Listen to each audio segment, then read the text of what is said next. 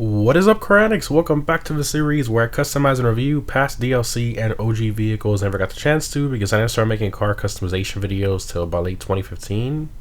Again, guys, let me know in the comments what car from late 2015 and older you want to see me customize next, and I'll display the most liked vehicle suggestion comment in the next customization video. So in today's video, we're going to be customizing the Grotti Carbonizzare. So this car is an OG vehicle that's been in the game since day one, and can be purchased from Legendary Motorsport website for $195,000. So this car has a great exhaust note and of course the awesome hardtop convertible feature, which I absolutely love, and something Rockstar has unfortunately kind of shied away from over the years. There aren't many cars that have this feature in the game. Now in terms of performance, this car is in the sports car class and used to be a pretty competitive car with the OG sports cars back in 2013. But of course, a ton of new sports cars have released over the years, and this car has been pushed down further and further down to the point where it's around 50th place currently in the sports car class for lap time, which isn't really all that great. It's around the pace of the Verlier and the Sentinel Classic. And in terms of top speed, it has the same top speed as the Feltzer and the Comet, right around 30th place or so, so it's not really competitive anymore by any means. But it's still a nice car to own and drive with a great exhaust note, and of course we can't forget about that awesome hardtop convertible feature. But anyways, in terms of what the Carbonizzare is based on, it's primarily based on the Aston Martin V12 Zagato, mixed with a few other cars as well. So the front bumper and the lights are pretty much taken straight from the TranStar Racing Dagger GT. You can see it's extremely similar there with the front bumper and lighting design, and also some other aspects taken from the Ferrari California with the hardtop convertible feature, and the F12 Berlinetta as well with some other design aspects. So definitely a very strange combination of vehicles there, but I think the result is an awesome looking sports car. Rockstar seems to find ways to make cars really good combining random vehicles together. But anyways, let's go ahead and check out the customization of the Carbonizzare.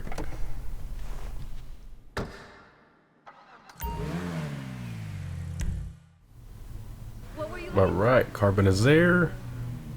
Sounds so good.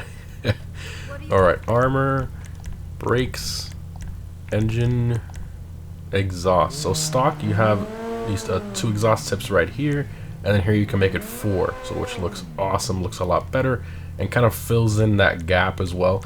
I feel like they kind of intended this car just to have the 4.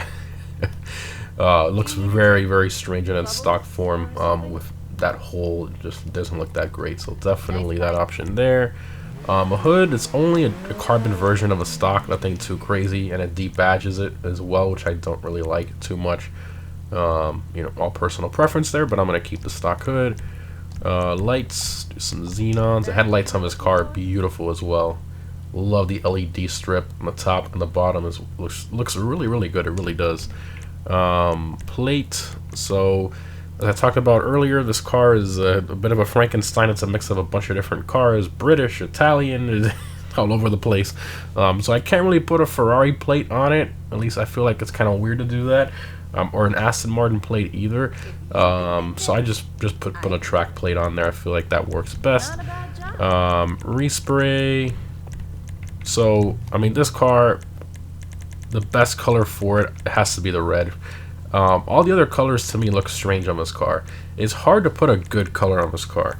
You know, you can maybe like a nice, the yellows don't look too bad, but with the tan interior I feel like it clashes a bit, and you cannot change the tan interior on this car. It is forced no matter what you do.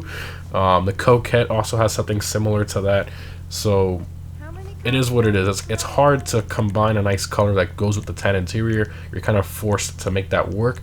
But I mean, a nice blue will probably work decently, but to me the red just suits it the best.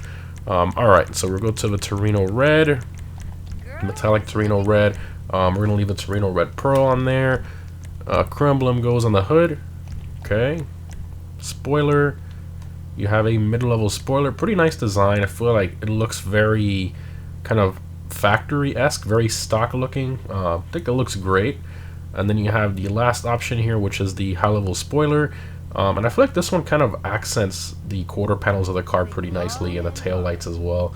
So you know, if you want more of like a track looking or focused, you know, trim, you can definitely do this.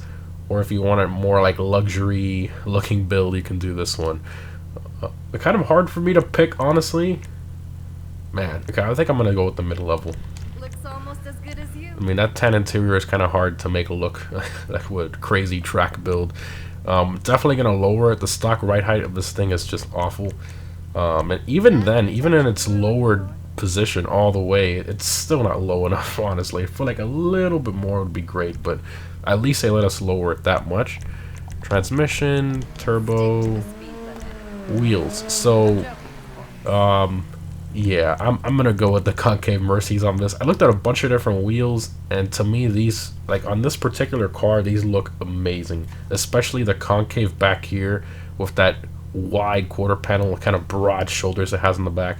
I feel like these wheels kind of suit it the best. Yeah, I know people are gonna comment, "You're using those wheels again?"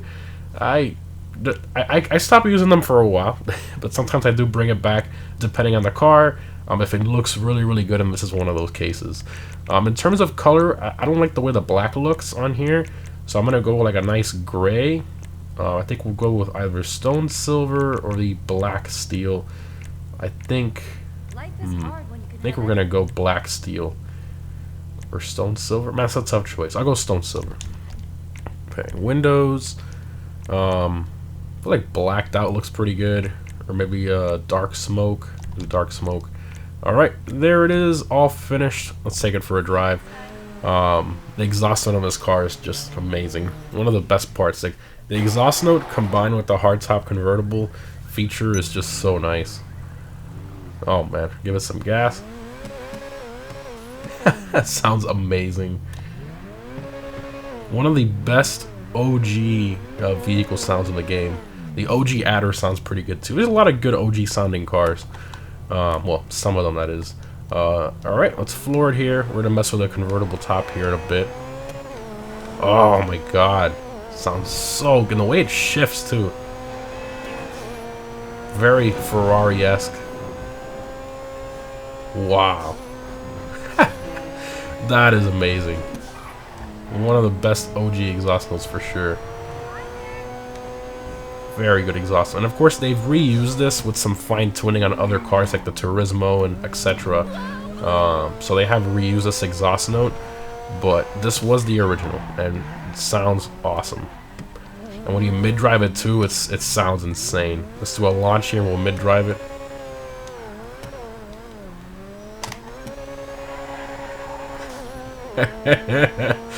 Oh man, that's cool. It is quick. Properly quick. So, convertible top. That is so cool. Very few cars have this in the game. I think the Cognoscenti Cabrio has it. This one... Can't think of any others right now. I know there's a few. This one, that one. I can't remember some of the others right now, but yeah, I mean, really, that option is so cool. And of course, you can do it through the interaction menu, which was brought over in one of the DLCs, so you don't have to get in the car to do it anymore. We'll go here, see roof up. Super awesome. You can see it working here up close. Very cool. Not bad at all. And of course, vehicle doors. Let's go all. Everything opens up. Engine model here, it's reused in so many OG sports cars. Kind of used to seeing that. The interior is kind of reused from some of the coupe vehicles in the game. The trunk, not bad. With some detail there. It does have the matching tan interior, so that's really cool. Kind of tie in with the convertible top and such. What happens if you try to do that with the doors? What happens? Never actually tried this. What? What? We just figured something out. What? What the heck is going on? Now it's like broken. Wait, it won't even let me go back to it. So it lets you bring it. Okay, so if I do this, now let me bring it back up. What the heck? Wait a minute. Ah, it doesn't let you bring it up with this. Lets you bring it down with everything open, but it doesn't let you bring it back up with everything open. Interesting. Well, I guess we figured something out. A little something broken there. Something to show to your friends at car meets and stuff. That's funny. Well, guys, I hope you enjoyed. Great suggestion on the Carbonizzare. I've been wanting to customize this one for a while in a video and drive it. It's just an awesome car for sure. I think everybody should own this. I mean, for the price, about $200,000, put in some upgrades and such, I'd say you're right about $300,000 for this car. And that's a very good deal for a car like this. I think it's very well worth it. And it's just beautiful. I just wish I had more customization, maybe some front splitters, side skirts, some actual good hood options, not just a color variation with the carbon. And I think it would have been a very good car. But at least we got the spoiler, the exhaust, and the carbon hood, even though I don't like it. But overall, it's a pretty good car. Anyways, guys, hope you enjoyed. Remember to let me know down below in the comments what car from late 2015 and older you want to see me customize next. Thanks for watching, guys, and I'll see you in the next one.